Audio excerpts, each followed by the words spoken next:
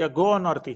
या मी आता तेच म्हणत होते, ऍक्च्युली सुरुवात तीच केली होती की या अंधकारातनं प्रकाशाकडे जाण्याचा हा श्रावण महिन्याचा पवित्र असा हा पर्व सुरू झालाय. आणि त्यात या कोविड-19 याच्यामुळे थोडस असं झालं होतं की मानसिक आणि शारीरिक अशा सगळ्याच याच्यामध्ये खूप स्थित्यंतरं झाली. आणि त्याचबरोबर म्हणजे त्यातनं तर आपण आता देवदत्त म्हटल्यासारखं मागचे 2 सेशन्स आपण असे घेतले की जिथे शारीरिक स्वास्थ्य आणि मानसिक स्वास्थ्य याच्यावर काहीतरी मूलमंत्र शोधायचा प्रयत्न केला. पण आता खरी गरज आहे ती आर्थिक आरोग्याची.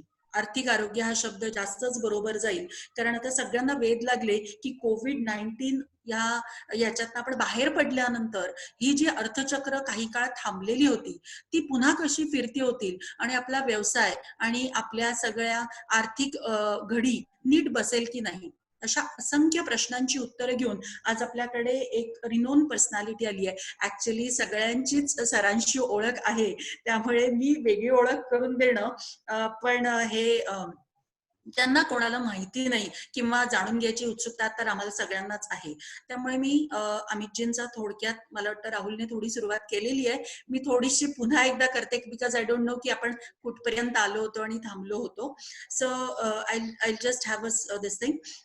He is Amit Apte. He is a competent professional with over 24 years of post-qualification experience in the field of costing, MIS, finance and accounts, and ERP systems implementation. He has worked overseas in UAE and Egypt also.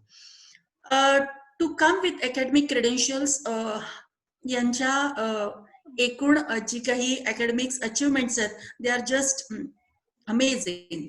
की 1992 मध्ये यांनी cost accountant clear केलेले, pass out केले, आणि ही rank 29th in India. A great salute to this thing. Then in 1993 he has passed out his diploma in taxation laws and of course topped in Pune University. He has done his MCom from Pune University in 1994 and topped again Pune University in accounts and third in costing. Great. A qualified company secretary conducted by ICSI in December 1996. He is a registered valuer. Something about his professional positions he is holding in different sectors. He's working as a president in Institute of Cost. He was working as a president in the Institute of Cost Accountants of India in the year 1819. He is a the Central Council member of Institute of Cost Accountants of India for the term 2011 to 19. Member of Independent Evaluation Committee constituted by IBA under RBI's framework for revitalizing distressed assets in the economy. Then he is a member of RBI Committee on Cost Government Banking, received a special acknowledgement of efforts and contribution. He is a chairman for WIRC of Institute of Cost Accountants of India in the year 2010-11. Chairman Banking and Insurance Committee in 15-16, then a Professional Development Committee of Institute of Cost Accountants of India in the year 16-18. He is actively involved in the development of cost and management accountancy professionals in India. He is a regional council member, the Western India Regional Council of Institute of Cost Accountants of India in the year 2007 up to 2011. He's practicing as a cost accountant since 1996. Then he is a partner of Joshi Apte and Associates, in the sector of cost accountants. He is a director of Livier Consultants Private Limited, a KPO company in the field of finance, accounts, costing and taxation. Director of Livier Info Solutions Private Limited, an ERP and IT's company. The professional expertise, I'll just have this thing about professional expertise. Knowledge process outsourcing assignments he has done, including costing and MIS functions, virtual CFO functions, overview of finance, accounts functions, a financial consultant in implementation of costing module of SAP, fixed asset managements and inventory verifications and valuations, costing management information systems, then risk-based internal audits, case studies and valuations assignments. A global exposure, he has worked with business process flow documentation for the implementation of Great Plans ERP system to an edible oil refining company in Egypt. Areas covered accounts and production. Then the system study and re-engineering of BAN ERP process module at the food products companies in Dubai and Sharjah. Sanju थोडीशी आपण screen हे करूयात का? मला थोडंसं अमितजींना एक त्यांचा intro पण त्यांच्या शब्दातनं ऐकायचं आहे, कारण त्यांच्या प्रोफाईलमध्ये एक खूप छान गोष्ट होती. ह्या सगळ्या तरी प्रोफेशनल्स आउटस्टँडिंग, म्हणजे आय डोंट हॅव एनी, पण मला त्यांच्या वेगळ्या त्या एका पॅशन बद्दल त्यांच्याकडनंच 2 शब्द ऐकायचे. एक म्हणजे ट्रेकिंग. सो या बहुतेक या सगळ्या आकड्यांच्या गुंतागुंतीमध्ये ट्रेकिंग हा वेगळा विषय तुम्ही कसा काय जोपासता आणि त्याच्यातनं पॉझिटिव्हिटी तुम्हाला या फील्डमध्ये कशी सपोर्ट करते, असा एक छोटासा प्रश्न तुम्हालाच विचारायचा आहे. Thank you Aarti madam for my introduction. Trekking हा एक छंद मी गेले अनेक वर्ष जोपासलेला आहे. आपल्या रोजच्या दैनंदिन जीवनामध्ये आपण कंटिन्युअस बिझी असतो आणि काही ना काहीतरी प्रेशर्स असतात, सतत फोन वाजत असतो, कामाचं प्रेशर हे वेगळं असतं. त्यामुळे मी वर्षातनं एक 10 ते 15 दिवस हे फक्त स्वतःसाठी अशा हिशोबाने हिमालयाला जायला सुरुवात केली आणि पहिला ट्रेक माझा माउंट एव्हरेस्ट बेस कॅम्प असा होता. आणि तेव्हापासनं आतापर्यंत मी 10 वेगवेगळे ट्रेक्स हिमालयांमध्ये केलेले आहेत. आणि मला त्या ट्रेक्स मधनं सगळ्यात जास्ती जे आवडतं ते म्हणजे मला माझ्या बरोबर वेळ घालवायला वेळ मिळतो. आणि अर्थातच हल्ली थोडासा त्रास व्हायला लागलाय, कारण मोबाईलची कनेक्टिव्हिटी बऱ्यापैकी मिळायला लागली हिमालयात सुद्धा. पण जवळजवळ 2010 सालापर्यंत मी अशा काही ठिकाणी गेलेलो आहे की जिथे मोबाईल कनेक्टिव्हिटी हे 10 दिवस अक्षरशः सुख असायचं. त्यामुळे परत आल्यावरती you are very rejuvenated and on top of everything. आणि बरेच पुढच्या वर्षातले प्लॅन्स हे आपल्याला त्यावेळेला कम्प्लीट मोकळा वेळ असतो तेव्हा करता येतात. Very true, very true. Thank you so much. आणि सरांबद्दल अजून एक म्हणजे टेबल टेनिस, राईट? हा पण एक त्यांचा आवडीचा विषय. Actually he is a state level represented, he has represented state level and meritorious performance at table tennis tournaments आणि team captain at inter school, inter college. बापरे बापरे, खूप versatile personality. Actually it's are great honour to have such a person on this particular very important issue, कारण सध्या तो सगळ्यांचाच चिंतेचा म्हणूयात किंवा कुतूहलाचा आणि उत्सुकतेचा विषय आहे. Thank you sir. Over to Amit sir. Thank you Aarti madam. आणि थँक्यू देवदत्त सर आणि Kaushik for inviting me here. आपल्याकडे किती वेळ आहे? 40 मिनिटं minimum. Okay, so let me try and complete my presentation within that time.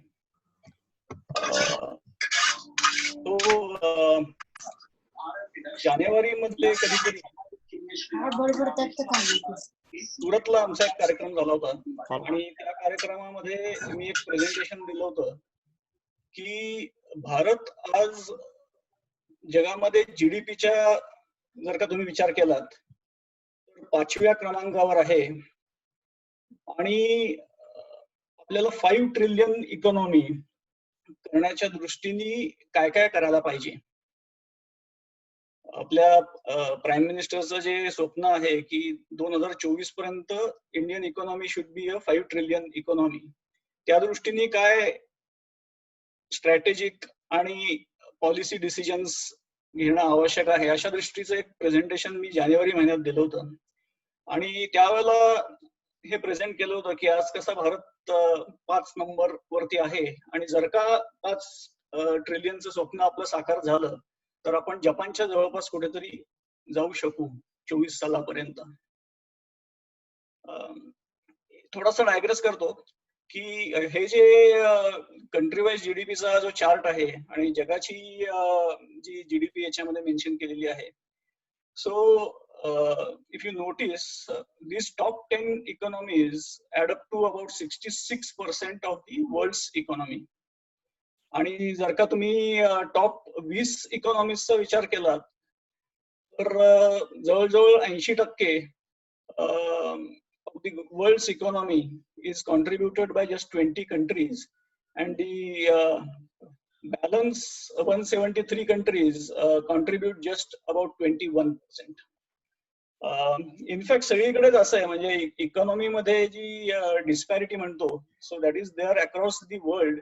आपल्याकडे सुद्धा तुम्ही जर का आपल्या स्टॉक एक्सचेंजेसचा अभ्यास केलात तर संपूर्ण बॉम्बे स्टॉक एक्सचेंजचं जे मार्केट कॅपिटलायझेशन आहे त्याच्या जवळजवळ 75% मार्केट कॅपिटलायझेशन हे फक्त 2% लिस्टेड कंपन्या, म्हणजे जवळपास 100 कंपन्यांमध्ये 5,500 कंपन्या बॉम्बे स्टॉक एक्सचेंज वरती लिस्टेड आहेत, आणि फक्त 100 कंपन्या ज्या आहेत त्या जवळजवळ 75% ऑफ दी मार्केट कॅपिटलायझेशनला कॉन्ट्रीब्युट करतात.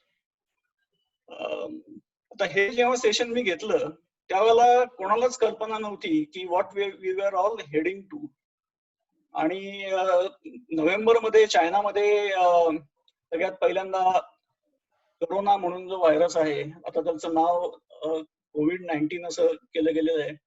So corona was announced by China on 17th of November. त्याच्यानंतर USA, France, India, Italy, Spain, UK या सर्व देशांनी साधारणतः जानेवारीच्या शेवटच्या आठवड्यामध्ये पहिला पेशंट रिपोर्ट केला. ब्राझील, रशिया आणि साऊथ आफ्रिका या कंट्रीज थोड्याशा नंतर पहिला पेशंट रिपोर्ट करण्यामध्ये नंतर होत्या, म्हणजे मार्चच्या पहिल्या आठवड्यात 3 आणि 5 मार्चला या 3 देशांनी पहिला पेशंट त्यांचा अनाउन्स केला. आणि आज आपण जुलै महिन्यामध्ये आहोत, तर नंबर ऑफ पेशंट्सच्या संख्येमध्ये या सर्व कंट्रीज या साधारणतः अशा दिसतात. आपण थर्ड पोझिशन वरती आहोत, आणि अनफॉर्च्युनेटली ओव्हरऑल इकॉनॉमी ही प्रचंड एफेक्ट झालेली आहे या सगळ्या प्रॉब्लेममुळे.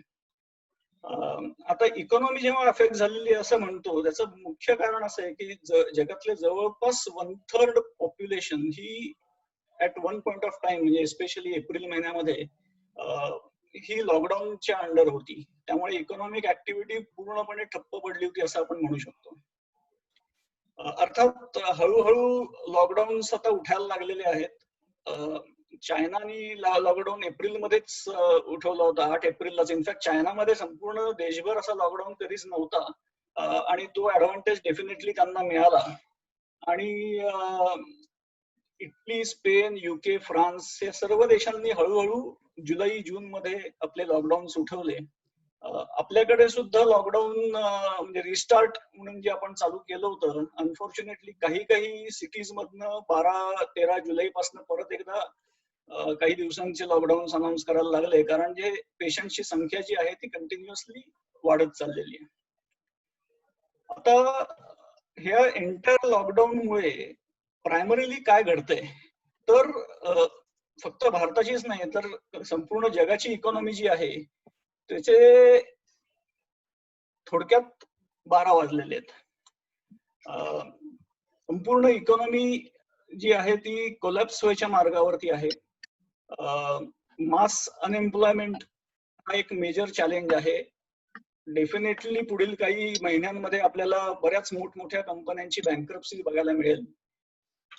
इनफॅक्ट फक्त एप्रिल महिन्याच्या मध्ये भारतामधले जवळजवळ 10 करोड लोक, एस्पेशली अनऑर्गनाइज सेक्टर मधले, हे जॉबलेस झाले. म्हणजे for example the road side vendors, the daily wedges, हा जो संपूर्ण क्लास होता हा अक्षरशः ओव्हरनाईट जॉबलेस झाला. आणि नॅचरली ही लोक जॉबलेस झाल्यामुळे त्याचा इम्पॅक्ट हा त्यांच्या फॅमिलीज आणि नॅचरली ओव्हरऑल सोसायटीवरती डेफिनेटली होणार आहे आणि तो पुढील काही महिन्यांमध्ये सुद्धा आपल्याला दिसत राहणार आहे.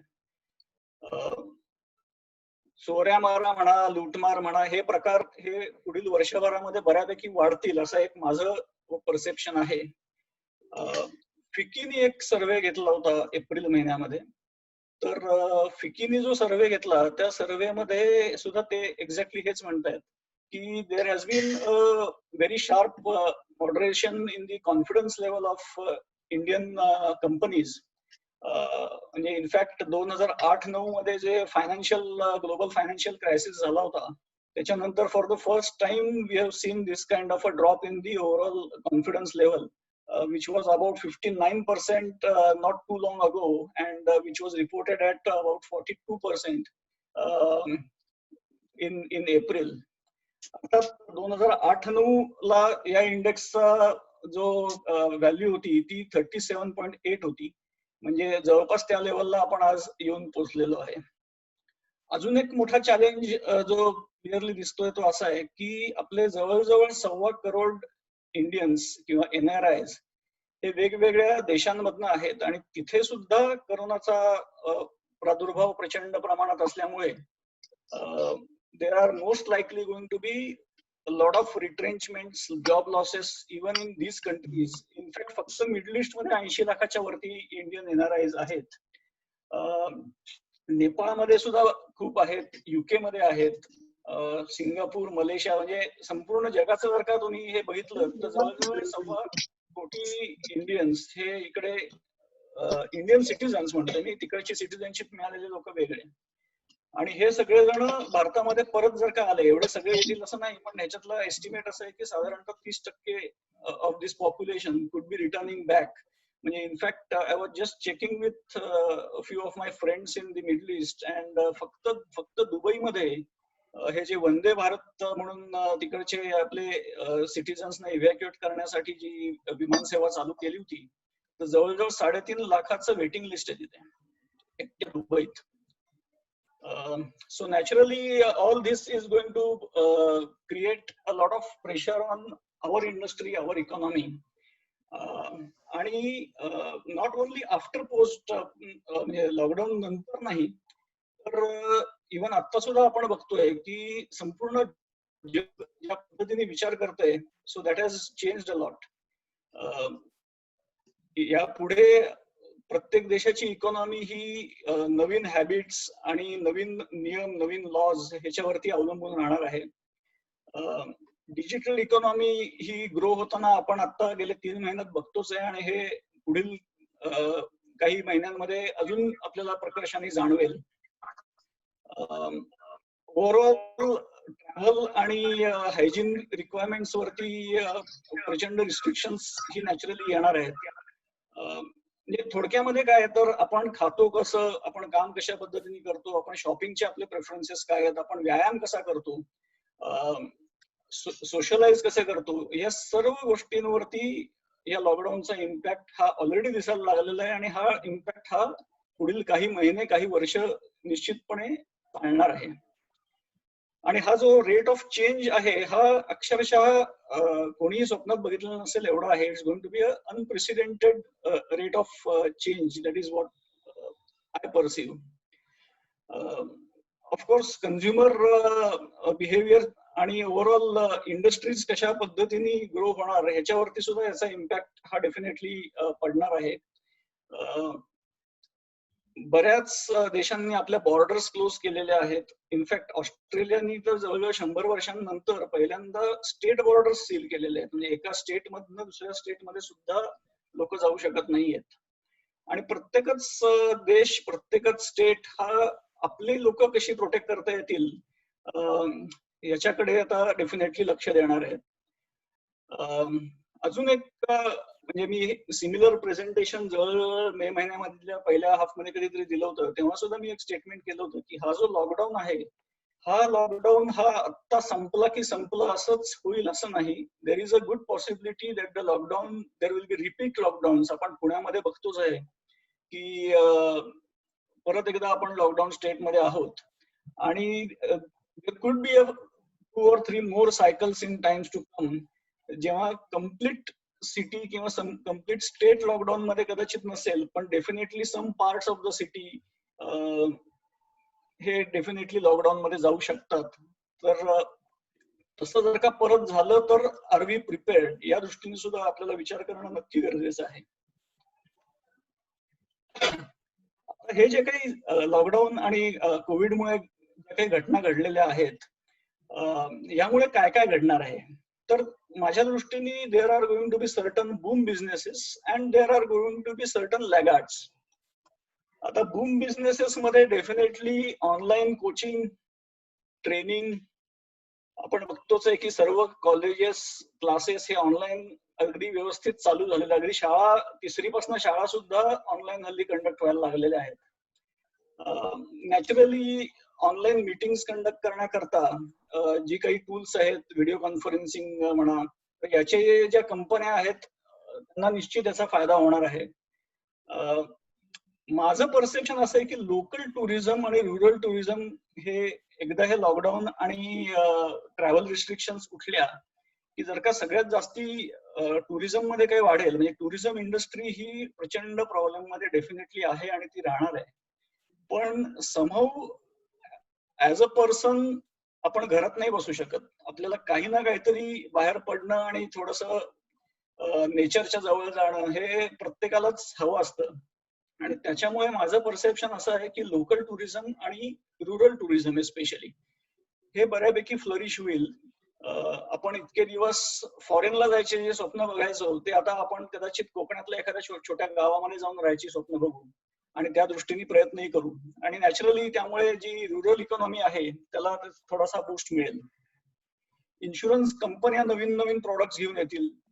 त्याच्यानंतर पॅकेज फूड प्रोडक्ट्स, म्हणजे आपण बघतोय की गेले 3 महिने आपण काय काय पॅक्ड फूड बाहेरनं आणलं आणि कन्झ्युम केलं घरात बसल्या बसल्या. तर ही इंडस्ट्री जी आहे याची डिमांड डेफिनेटली वाढणार आहे. अजून एक इंडस्ट्री अशी आहे की जी वाढेल असं माझं परसेप्शन आहे, याच्यामध्ये डिबेटचा विषय असू शकतो, आणि ती आहे ऑटोमोबाईल इंडस्ट्री. ऑटोमोबाईल इंडस्ट्री असं मी जेव्हा म्हणतो तेव्हा त्याचा अर्थ संपूर्ण ऑटोमोबाईल इंडस्ट्री असं होत नाही. पण माझं परसेप्शन डेफिनेटली असं आहे की स्मॉल कार्स, से 4 ते 5 लाख रुपयाच्या गाड्या,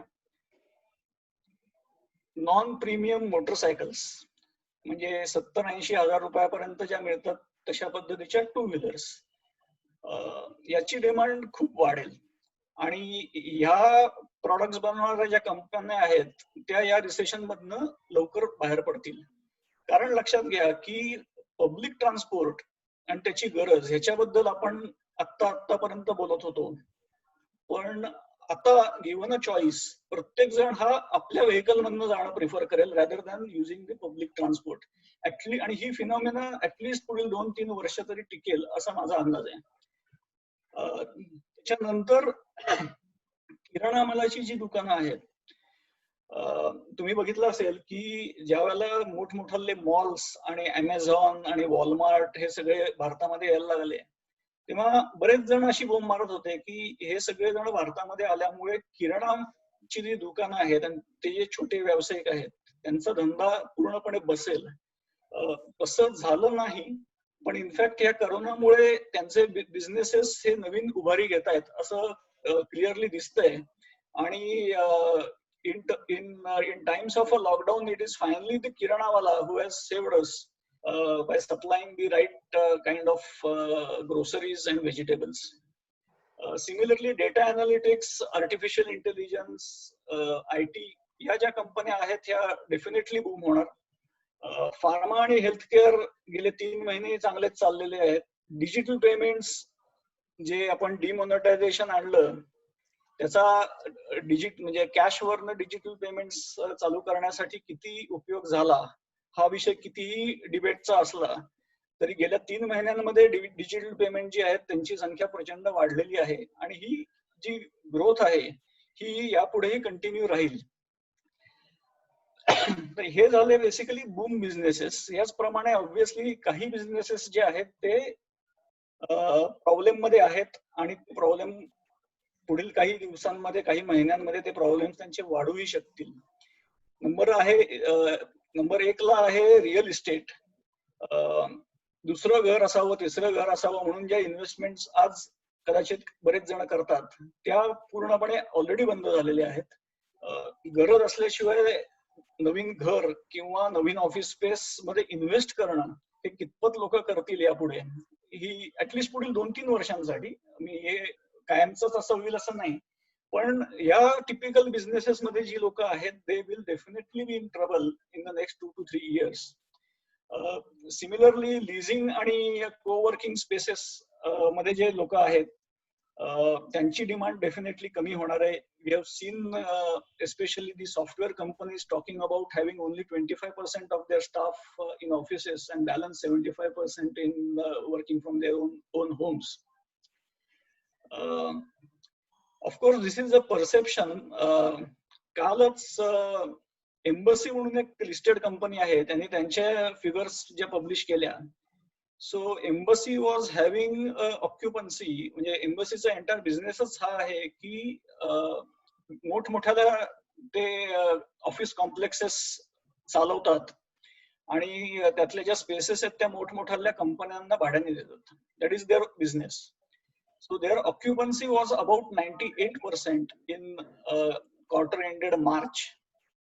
That occupancy has dropped during the last 3 months to 95%, which is definitely not bad. Assuming ki no one is going there, obviously this is primarily because त्यांचे long term contracts असतील, 2 आणि 3 वर्षांचे lease agreements असतील, पण तरी सुद्धा force मॅज्युअरनी premature टर्मिनेशन्स फारशा काही घडलेल्या नाही आहेत गेल्या 3 महिन्यांमध्ये. हे तर त्यांच्या फिगर्सवरनं क्लिअरली दिसतंय. त्याच्यानंतर hospitality business, travel airlines, restaurants. In fact restaurants बद्दल माझा आवाज येतोय ना? हो येतोय. ओके. येतोय. मध्येच एको आला म्हणून जस्ट मध्येच थोडासा डिस्टर्बन्स आहे. रेस्टॉरंट्स, पब्स, त्याच्यानंतर non food retail, micro finance, हे जे बिझनेसेस आहेत हे सर्व बिझनेसेस हे पुढील ऍटलिस्ट वर्षभरासाठी बऱ्यापैकी चॅलेंजिंग टाइम्स असतील. इनफॅक्ट आत्ताच गेल्या आठवड्यामध्ये एक सर्वे आला होता, त्याच्यामध्ये एक मत असं प्रदर्शित झालेलं आहे की गेल्या 3 महिन्यांमध्ये जी रेस्टॉरंट्स बंद झालेली आहेत त्यापैकी 40% रेस्टॉरंट्स ही परत चालूही होणार नाहीत, ही परिस्थिती आहे. And that is very natural, कारण ती चालू ठेवण्यासाठी त्याची भाडी आणि बाकीचे जे ओव्हरहेड्स आहेत हे लॉकडाऊन सिच्युएशन मध्ये परवडू शकत नाही. आणि लॉकडाऊन एकदा संपुष्टात आल्यानंतर सुद्धा ती काय स्केलला परत चालू होतील आणि पब्लिक त्या रेस्टॉरंट्स मध्ये किती बिनधास्तपणे जाईल, that is something that no one knows. गेल्या 15 दिवसात काही कंपन्यांनी त्यांचे रिझल्ट पब्लिश केलेले आहेत आणि जे बूम इंडस्ट्रीज आणि लॅगार्ड इंडस्ट्रीज बद्दल आपण आता बोललो, तर त्याचं साधारणतः जे माझं परसेप्शन आहे ते बऱ्यापैकी बरोबर आहे असं आतापर्यंत रिझल्ट जे काही आउट झालेले आहेत त्याच्यावरनं दिसतंय. इन्फोसिसचा रिझल्ट बघा, त्यांनी 4,000 कोटीच्या वरती प्रॉफिट दाखवलेला आहे आणि they have shown overall revenue growth of about 2%. आणि एंटायर 20-21 या फायनान्शियल इयर साठी सुद्धा त्यांनी 0 ते 2% मध्ये त्यांची रेव्हेन्यू ग्रोथ असेल असं सांगितलेलं आहे. Same is the case with SBI cards, almost 14% net profit increase दाखवलेली आहे. HCLनी टॉपलाईन 24% वाढवलेली आहे.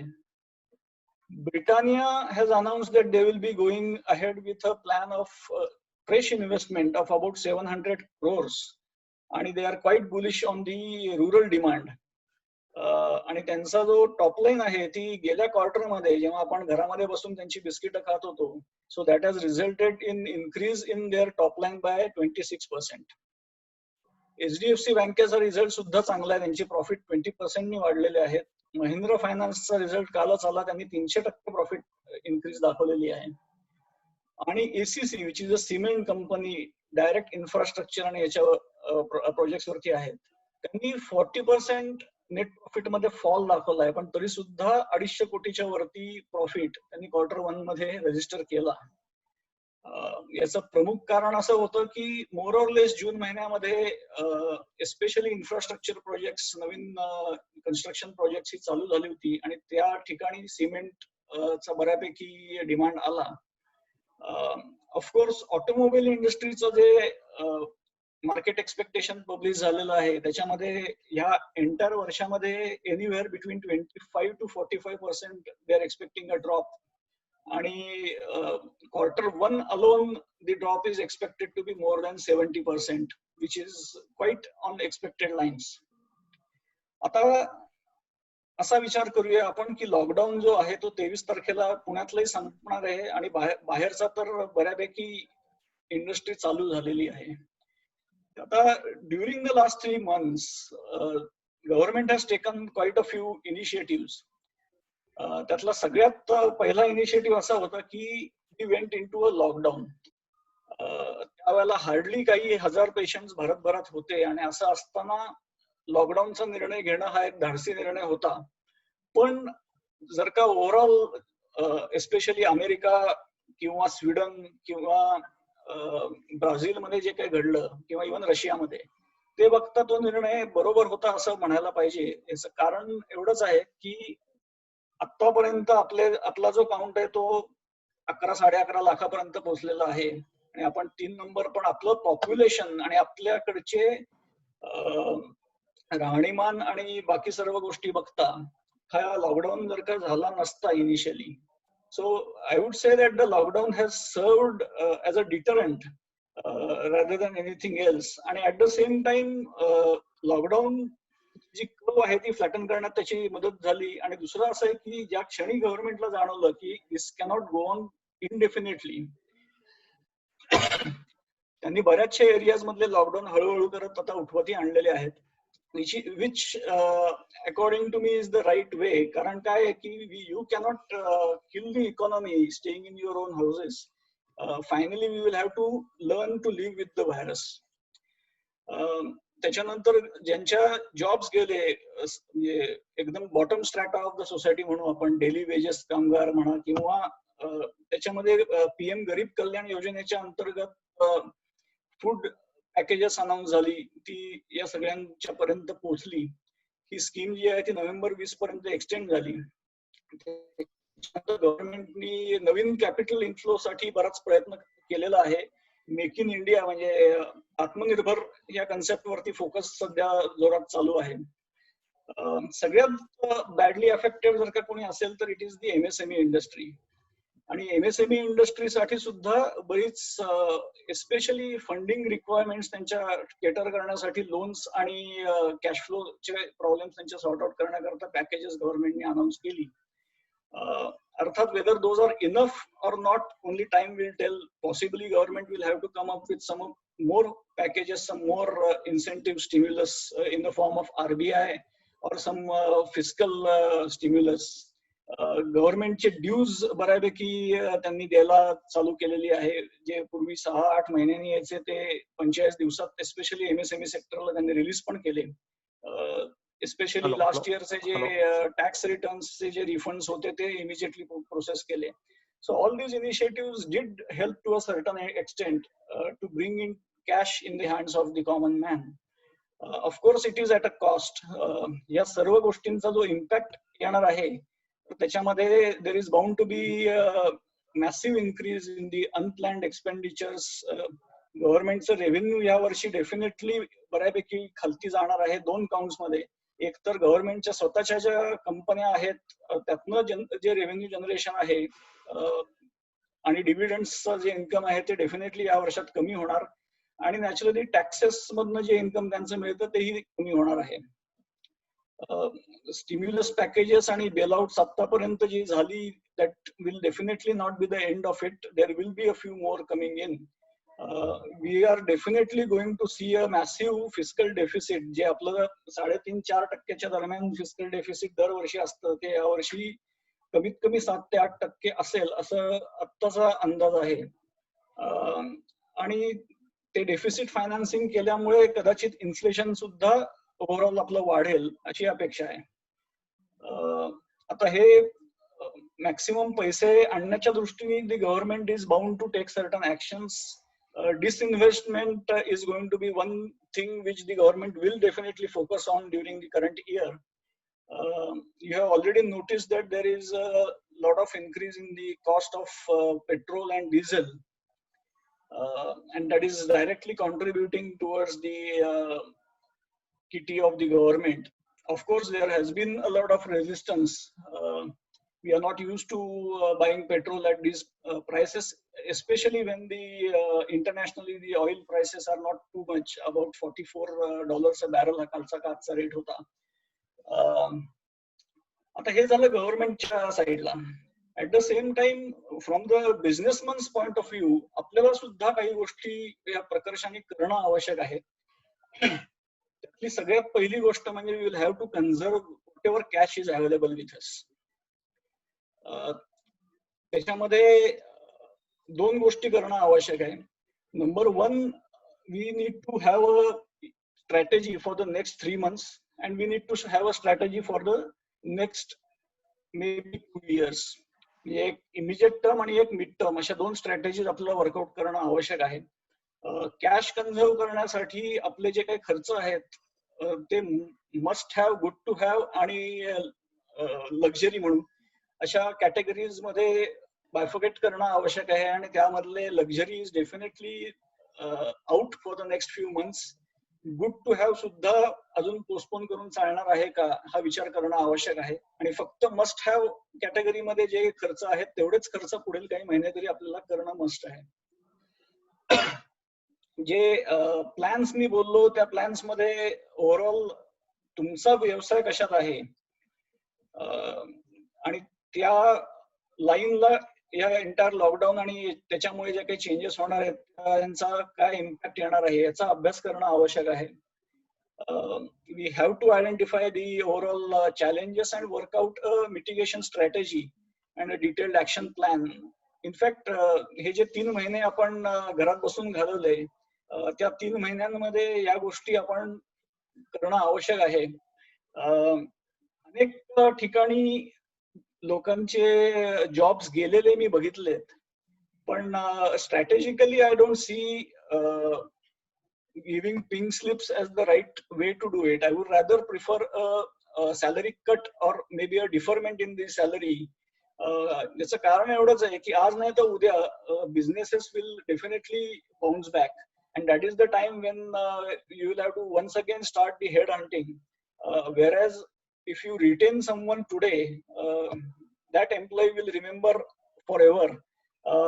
This is one company which did not go in for job cuts and retrenchment. Rather, they ensured that everyone gets not to the fullest extent, but some sort of salary to take care of their livelihoods.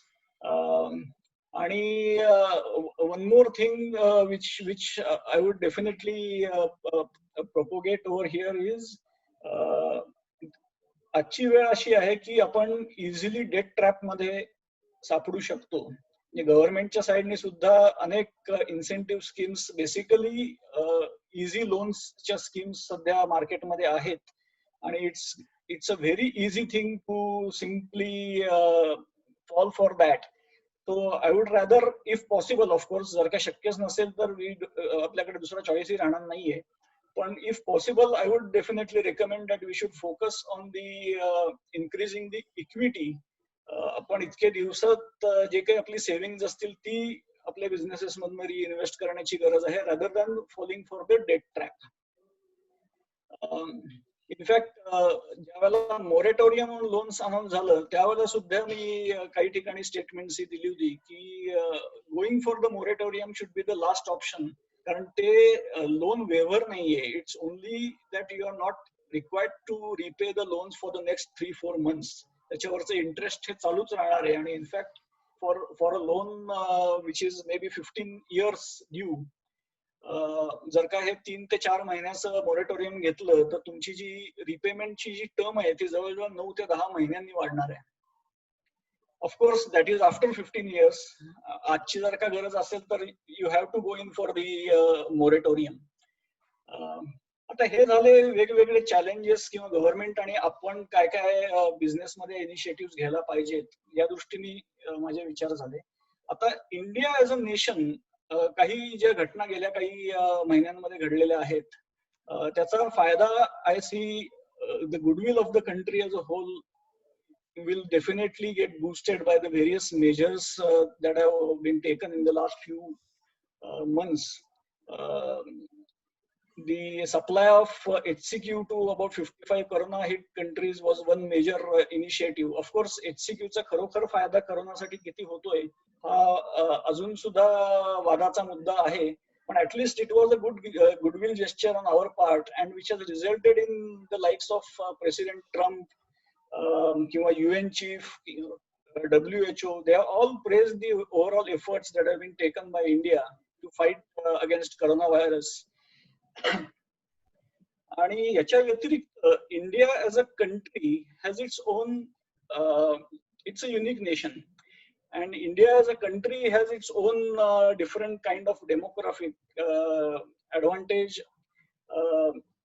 Number one is the rural economy of India is not affected. In fact, गेल्या 15 दिवसात as I said ज्या काही कंपनीजनी त्यांचे results announce केले त्या सगळ्यांनी हेच सांगितलं की ओव्हरऑल गेल्या 3 महिन्यांमध्ये सुद्धा रुरल इकॉनॉमीला एवढा वाईट फटका बसला नाही. Same has happened with the agricultural economy. Agriculture was one thing which was not affected. आपलं रेनफॉलचं प्रेडिक्शन पुण्यामध्ये अजून पाऊस झालेला नाहीये पण भारतभरामध्ये अत्यंत व्यवस्थित पाऊस होतोय आणि in fact IMD has forecasted more than 100% rainfall, so which is definitely good. ट्रॅक्टर्सचे सेल्सच्या ज्या फिगर्स आपण गेल्या महिन्यातल्या बघितलेल्या आहेत त्याही खूप एनकरेजिंग आहेत. म्हणजे year on year in fact tractor sales have reported increase. Demographically we have a young population. हे तर ऍडव्हान्टेजेस जी आहेत ती पूर्वी सुद्धा होती ती आहेतच. We have a strong domestic consumption. एक मोठा ऍडव्हान्टेज डेफिनेटली असा झालेला की क्रूड ऑइलच्या प्राइसेस गेले 3 महिने प्रचंड सबड्यूड होतात. त्या गेल्या काही दिवसात हळूहळू वाढायला लागलेल्या आहेत आणि इनफॅक्ट कालचा भाव $44-45 पर्यंत परत गेलेला आहे. पण या 3 महिन्यांमध्ये आपलं जे क्रूड ऑइलच्या इम्पोर्ट्स वरती सेव्हिंग झालेलं आहे, गोल्डच्या इम्पोर्ट्स वरती सेव्हिंग झालेलं आहे. त्याचा एक मोठा ऍडव्हान्टेज असा की for the first time in 18 years India has achieved a trade surplus. म्हणजे आपले एक्सपोर्ट्स हे इम्पोर्ट्स पेक्षा जास्ती होते. And finally India is a land of Ayurveda and naturopathy, so the entire world gets attracted to that concept आणि it's time for us to market those concept. एक छोटा chart आहे की आपली ओव्हरऑल जीडीपी जी आहे त्यापैकी 16% जीडीपी ही ऍग्रिकल्चरमुळे कॉन्ट्रीब्युट करते. whereas agriculture sector employs about 53% of the overall manpower in India. आणि सर्व्हिसेसच्या बाबतीत हे एक्झॅक्टली उलट आहे. Services contributes to about 55% of the GDP, whereas employs only 25% of the overall employable manpower. आणि as I said, agricultural sector फारसा affect न झाल्यामुळे more than 50% of the population हे protected राहिलं, which is an advantage that is available with us. त्याचप्रमाणे there is bound to be a emotional backlash against China. म्हणजे Japan has already announced a package of $2.2 billion for the companies which are there in China to relocate themselves out of China. Apple, Microsoft, Google या सगळ्यांनी production चायनातनं बाहेर कसं करता येईल याच्यावरती विचार already चालू केलेला आहे. Korea has announced that it is likely to move out of China. In fact, a recent survey says that more than 1,000 foreign firms are seriously thinking about moving out of China, and about 300 of those have plans to relocate to India. This is not what I am saying. This is a news that has been published by the Business Today. Of course, when I am making these statements, there is definitely a word of caution that moving any manufacturing activity out of China is not an overnight affair. It's going to take a long time, and things will definitely change in times to come once this problem of COVID is settled. Also in terms of the ranking for preferences of those companies coming out of China, India is not number 1, India is number 5 after Indonesia, Malaysia, Vietnam and Thailand. So we are not the first preference for companies coming out of China. That also we need to understand. Nevertheless, if we want to grab this opportunity, there are certain things which the government has to implement. And the first one that comes to my mind is speedy disposal of matters at all the levels. Simplicity in the various compliances. Tax laws बऱ्यापैकी improvements गेल्या काही वर्षात झालेले आहेत, पण we all know की the law like GST is still not fully stabilized and a lot needs to be done to have further simplify it. Labor laws is something which people are not liking, especially the MNCs are not liking. So we will have to accelerate the reforms as far as the labor laws are concerned. PPP मध्ये आपल्याला promote करणं आवश्यक आहे. We need to have extremely fast labor, the land allocations or the allotments. What the Gujarat government did when Tata decided to exit Bengal, we are aware, but that is just one case. And normally land allotment takes a lot of time in India. We are all aware of that. त्याचप्रमाणे availability of continuous हा शब्द खूप महत्वाचा आहे. Electricity आणि water is something which all these companies will definitely look for. आणि lastly 5G infrastructure हे लवकरात लवकर कसं आणता येईल ह्याच्यावरती फोकस करणं आवश्यक आहे. इनफॅक्ट रिलायन्स जिओच्या बाबतीत काय झालं हे आपल्या सगळ्यांना माहितीच आहे. How many companies including Facebook and Google are pumping money into Reliance Jio for the simple reason of its potential in implementing the 5G technology, its potential in making sure that all the access to a huge database of 1.3 billion Indian citizens is available to all these companies that come into Indian market. Of course, गेल्या 3 महिन्यांमध्ये बऱ्याच चांगल्या बातम्या सुद्धा आपण बघतोय. जवळपास 2 lakh jobs हे एप्रिल आणि मे महिन्यामध्ये ऍडव्हर्टाइज झाले. आणि हे ऍडव्हर्टाइज करणाऱ्या कोणत्या कंपन्या होत्या तर they were one of the top companies in the world. म्हणजे right from Amazon to Big Basket या कंपन्यांची अनाउन्समेंट्स होत्या. 80,000 ह्याच्यापैकी एंट्री लेवलच्या पोझिशन्स होत्या. Capgemini was the first company to in fact announce salary hikes to 70% of its staff in India. आणि उरलेल्यांना जुलैपासून increase द्यायचंही announcement झाली. त्याच्यानंतर TCSचा जो गायडन्स आहे, TCSचा रिझल्ट म्हणावा तितका चांगला नाही लागला, पण तरी सुद्धा मी म्हणेन की 6% drop in the top line is not too bad, especially for the company of the size of TCS.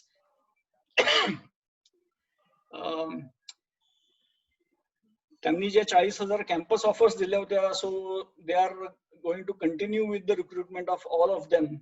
आणि what they are saying is the demand recovery from the third quarter of the ongoing fiscal is what is definitely achievable. कालचा economic times मधल्या बातम्या सुद्धा interesting आहेत. Company like Hyundai, Maruti, Honda are in fact now started announcing the pay hikes and promotions. Zomato, Grofers यांचे जे पे cuts होते ते त्यांनी रोल बॅक करायला सुरुवात केलेली आहे. Of course as expected companies like OYO continue to have reduction in their payroll as well as cut in their salaries. Now what next? The next is the vaccine, as the world is looking for. आणि लॅसेंटचा जो research जो सर्वे आला त्याच्यामध्ये ऑक्सफर्डचं जे vaccine आहे that is considered to be safe and induce immunity, that is their paper. And in fact it's not only Oxford, there are 2 more companies which are in the final stages of course when these news come, we all get excited की अजून 1-2 महिन्यामध्ये आपल्याकडे vaccine येणार आणि एकदा vaccine सगळ्यांना दिलं की we are done with the corona virus forever. माझं वैयक्तिक मत असं आहे की it's not going to be that easy. कारण तुम्ही आतापर्यंत जर का बघितलं तर कुठच्याही रोगावरती जी वॅक्सिन्स आजपर्यंत डेव्हलप झाली, they have taken anything between 15 years to 20 years after the disease was first announced or first reported. So when we say ki coronavirus vaccine is likely to come in the next 2-3 months, which is less than a year after the first case was reported by China, there is obviously some shortcuts. There are obviously some normally health hazards associated with this, which also we will have to consider. So I was doing a bit of research as to what are the various phases, and there are 4 phases before a vaccine is launched for public at large. Phase 1 मध्ये एका छोट्या ग्रुपला ती vaccination केलं जातं आणि त्याचे जे साईड इफेक्ट्स काही आहेत काही ऑब्झर्व केलं जातं. फेज 2 मध्ये काही लोक वरती प्रयोग करून त्याचे साईड इफेक्ट्स बघितले जातात. सो ऑक्सफर्डचे जे वॅक्सिन आहे ते त्यांनी फेज 1 आणि फेज 2 ही आतापर्यंत पार केलेली आहे. फेज 3 जी आहे ती नॉर्मली 1 ते 4 वर्षांची फेज असते आणि त्याच्यामध्ये काही हजार लोकांवरती ही ट्रायल्स घेतली जातात आणि त्याचे साईड इफेक्ट्स काय आहेत हे बघितलं जातं. So there is a very good possibility that this phase is going to be done away with as we introduce the vaccine on coronavirus. And possibly anyone who takes that vaccine once these are launched is going to be a, I would not say guinea pig, but there is going to be some amount of risk associated with these vaccinations. So I would rather say ki perhaps rather than depending upon the vaccine, we will have to learn to live with the virus. Of course, take all the necessary precautions, but ensure that our businesses, our economy gets back on track as soon as possible. And do remember that ours is a current position is like a butterfly, that it is in the form of a cocoon, but when it comes out of a cocoon, it's a beautiful butterfly and ready to conquer the world. So let us hope that we overcome this problem as soon as possible. And I am quite confident that given the overall peculiarities about the Indian economy, we will come out of this problem much faster than the rest of the world. Thank you.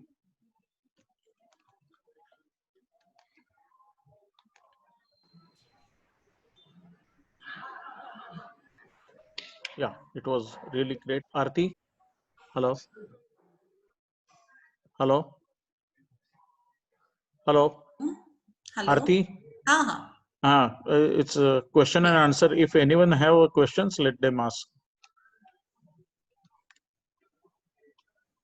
Questions, please.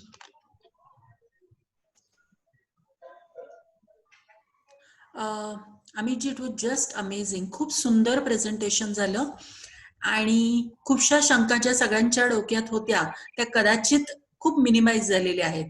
पण तरी कोणाच्या काही या व्यतिरिक्त किंवा अजून काही उत्सुकता असेल जाणून घ्यायची तर नक्की प्रश्न विचारा. मला एक प्रश्न होता.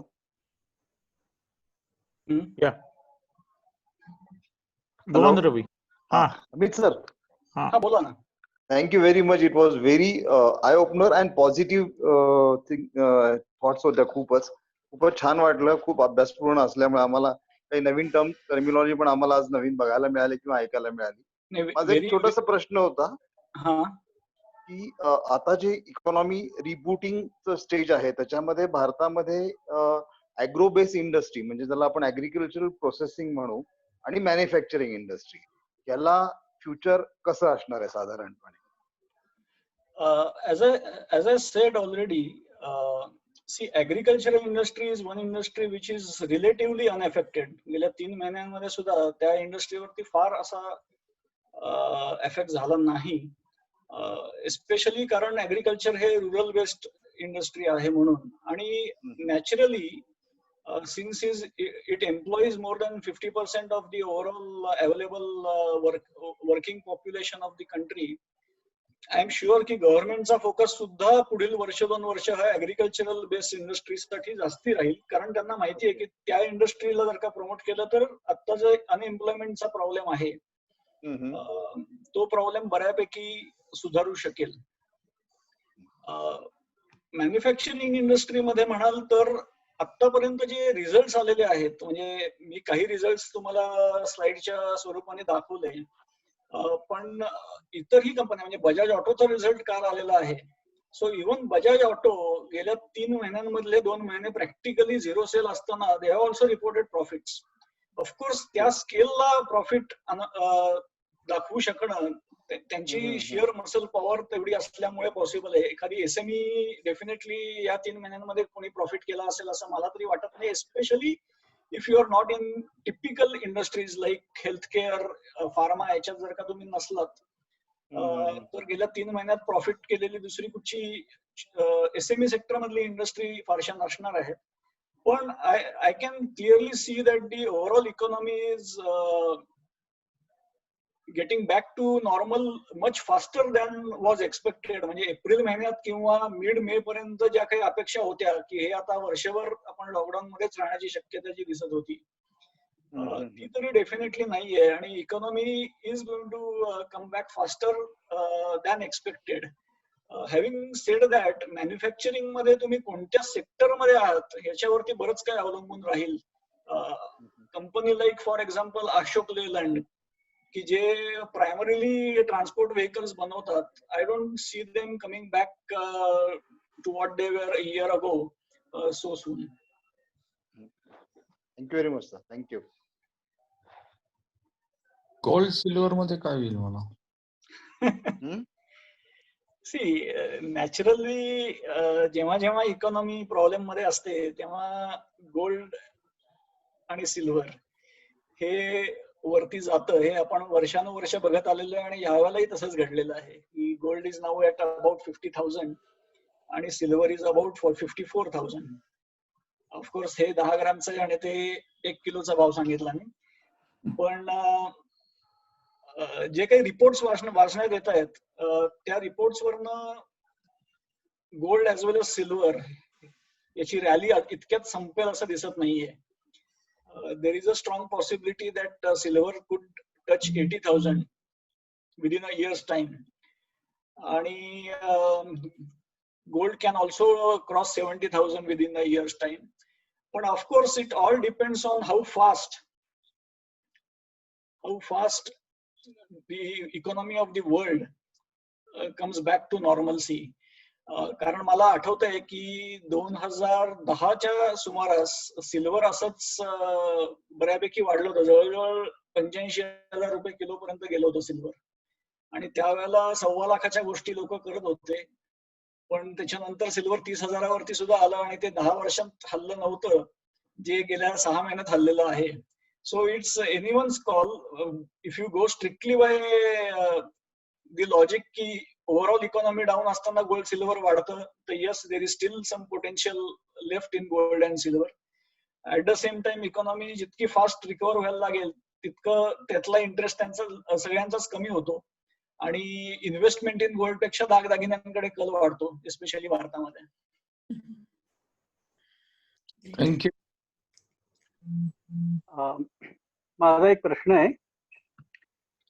जेव्हा आपल्याकडे नंबर ऑफ केसेस फार कमी होत्या तेव्हा निफ्टी साधारण 7,500 पर्यंत पोहोचला होता आणि आता नंबर ऑफ केसेस एक्सपोनेन्शियली वाढतायत, पण 10 लाखाचा आकडा पार केलाय आणि निफ्टीची रॅली खूप जोरदार चालू आहे.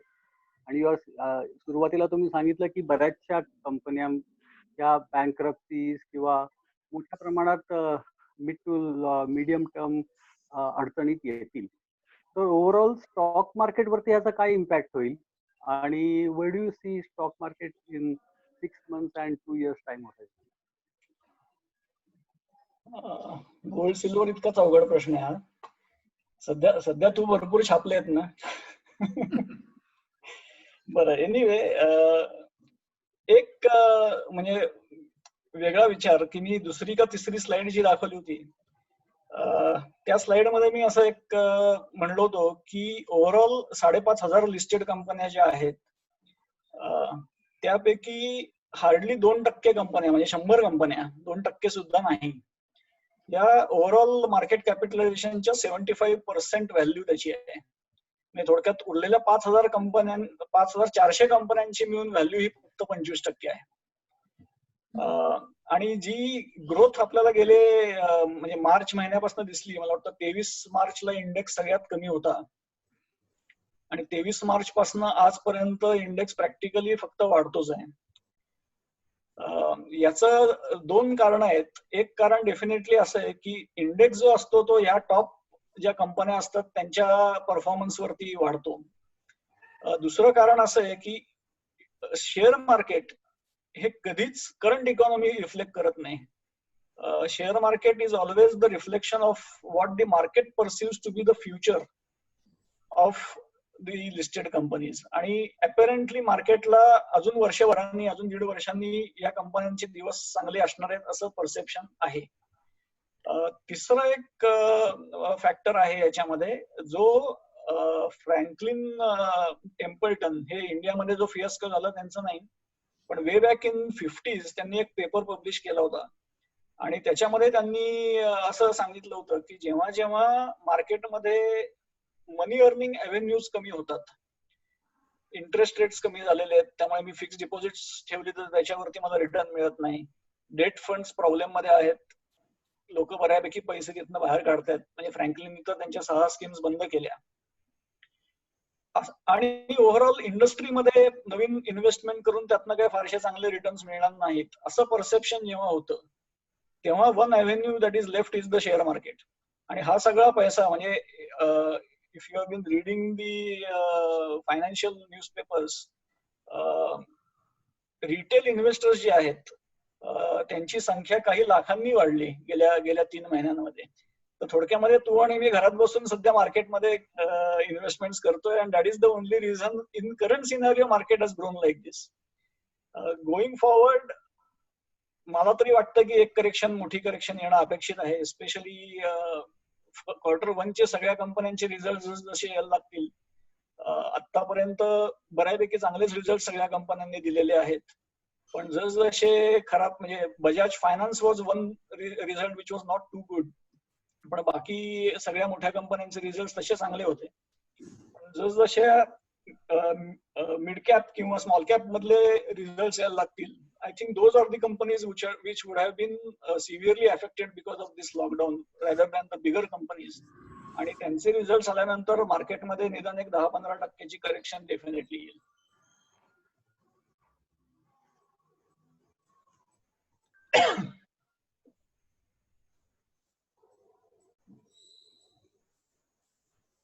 Any other question? हा अमित, एसएमई सेक्टरचा एक्सपोर्ट कडे बघण्याचा दृष्टिकोन आता पोस्ट कोविडचा असेल? गेल्या 2 महिन्यांमध्ये आपले ओव्हरऑल एक्सपोर्ट्स हे सबस्टॅन्शियली वाढलेले आहेत. म्हणजे आपली इकॉनॉमी जेव्हा व्यवस्थित चालू होती त्याच्यापेक्षा गेल्या 2 महिन्यांमध्ये आपले एक्सपोर्ट्स वाढलेले आहेत.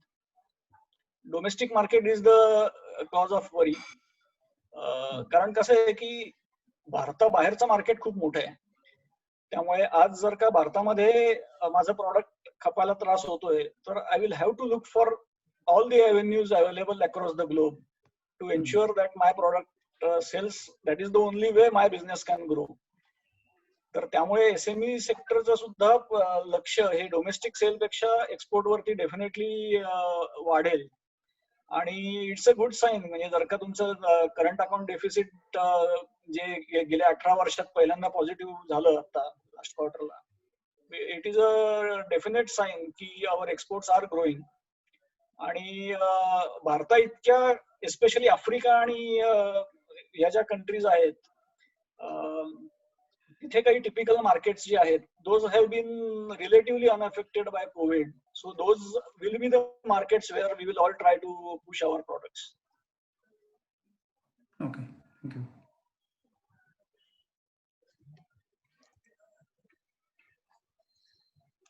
अजून कोणाची काही शंका, काही उत्सुकता?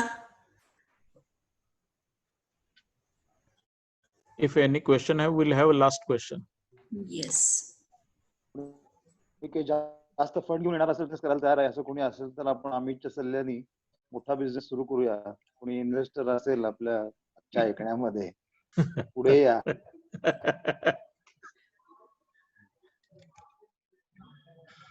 Okay, let's move on. Great. Okay. Thank you. सर्वप्रथम म्हणजे अनालिसिस आणि प्रिडिक्शन्स आणि पॉझिटिव्हिटी या तिन्ही गोष्टी खूप ग्रेट होत्या. त्यामुळे Amitji, first of all thank you so much for a positive note. कारण असं होतं की सगळीकडे अर्थव्यवस्था डळमळीत झालेली आहे, सगळे पुन्हा कसे रिटर्न होणार आहे, घडी कशी बसणार आहे, या सगळ्यांची खूप सकारात्मक आणि पॉझिटिव्ह नोटवर तुम्ही जे हे केलं, मला ती शेवटली स्लाइड खूप आवडली ऍक्च्युली. सॉरी तुम्हाला इंटरप्ट करतो. म्हणजे व्हेरी फ्रँकली मी प्रेझेंट केलं तेवढं पिक्चर काही चांगलं नाहीये, हे तुम्हालाही माहिती आहे. पण unless we start thinking positively, things are not going to change. That is also a fact of life. Correct, correct. Very true, very true.